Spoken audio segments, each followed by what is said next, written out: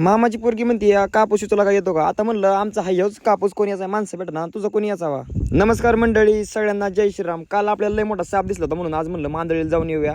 गुलाबबाईचं काहीतरी श्रीगोंद्यात काम होतं, म्हणजे आपलं पण होतं गोण्यान ते आणायचं आपल्याला, कारण कापूसाचा लेबर येणार होते आणि पावसाचं वातावरण पण होत होतं. श्रीगोंद्यामधून मस्त पैकी म्हणलं 5-50 गोण्या घेऊन टाका. 25 रुपयाला आपल्या गोणी बसले बरं का. आपण श्रीगोंद्यातून संकेत बारदान इथून गोण्या घेतल्या तर गोण्या घ्यायचं तर आपलं काम होतं, पण गुलाबबाईंचं काम होतं की कुटीला न्यायचं होतं बेल्ट, कारण त्याची कुटी काय दम धरीत नाही, सारखा बेल्ट ना खराब होतो. या बेल्ट घेतला म्हणलं 100च्या स्पीडने चला. आता या आडवेगावचे रस्ते आधीच एकदम डेंजर आहेत बरं का. हे रस्ता कधी होतोय पूर्ण आता काय माहिती. घरी आलो इकडे लगेच फिटर मामा आले होते. फिटर मामा कोण नसून आमचे यश आरो होते बरं का, आणि त्यांना म्हणलं करा नीट पटापटा. वैभव भाऊंचं काय म्हणणं आहे बघा. आतल्यात घेतो का नाही मिस्त्री बोलाय मिस्त्री.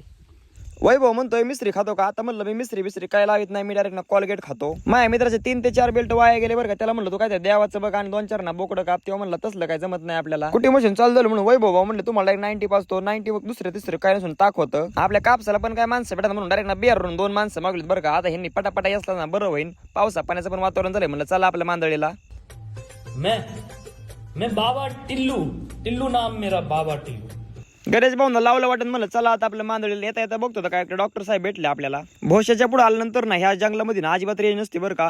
जर एखाद्या चोरा चिटले आम्हाला जर चाडीला तर काय करायचं आम्ही. पुढे आलो बघतो का एक फॅन फॉलोवर आपल्या पुढे थांबले होते, हात करत होते. त्यांना म्हणलं कोण आहे बघा होते, तर निघाले संकेत भैया. माझ्या मित्रांच्या अंगामध्ये पण इतके किडेत का नाही. आता 2 मिनिटं नाही झालं भेटलो की लगेच रेस लावली ह्यांनी.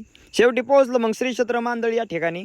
इथे आहे ना मंदिराचे काम चालू आहे बरं का. आणि हे मंदिर आहे ना या बोर्डवरती तसं दाखवलं ना तसं होणार आहे लवकरच. शनिवार दिवस असल्यामुळे एवढी जास्त काही गर्दी नव्हती. उद्या ना एकादशी, उद्या ना खूप गर्दी राहील म्हणून आपण आदल्या दिवशी नंबर लावला आणि ना मस्तपैकी दर्शन घेतले. आणि आम्ही ना आमच्या मित्रांसोबत आलो होतो, गुलाब वैभव आणि ना संकेत भैया. पोरांचं म्हणलं होतं येतात उलसक पेट्रोल पण टाकू, आणि नायरा सोडून ना कुठंच पेट्रोल टाकत नाही बरं का गुलाब भैया. त्यांना म्हणलं चालतंय. आणि संकेत भाऊंची टाकी फुले संकेत भाऊ दाखवत होते. आयला म्हणलं माझ्या गाडीत एवढं कवाच बघाय नाही भेटत, आपण 50 टाकल्याशिवाय गाडी पळत नाही आपली. आता आपल्याकडे तर काय पैसे नव्हतं, मग संकेत भाई म्हणले मी खर्च करतो, मला चहा पाचतो. म्हणलं कुठं नेतो? तेव्हा म्हणलं आमची आत्यांचं घरी जातात चहा पिऊन जाऊ. आत्यांनी चहा इतका क्वालिटी आणि क्वांटिटी केलता का नाही विशेष नाही बरं का. असला ना दुधात चहा आपण कधी बापजन मी पण पेलो नसन.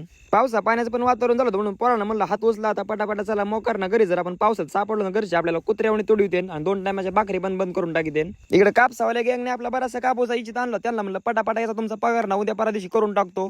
रोपाकडे पण जाऊन या म्हणलं. पावसाचं वातावरण झालं कसं काय झालं नाही तर फवारणी घ्यावं लागेल.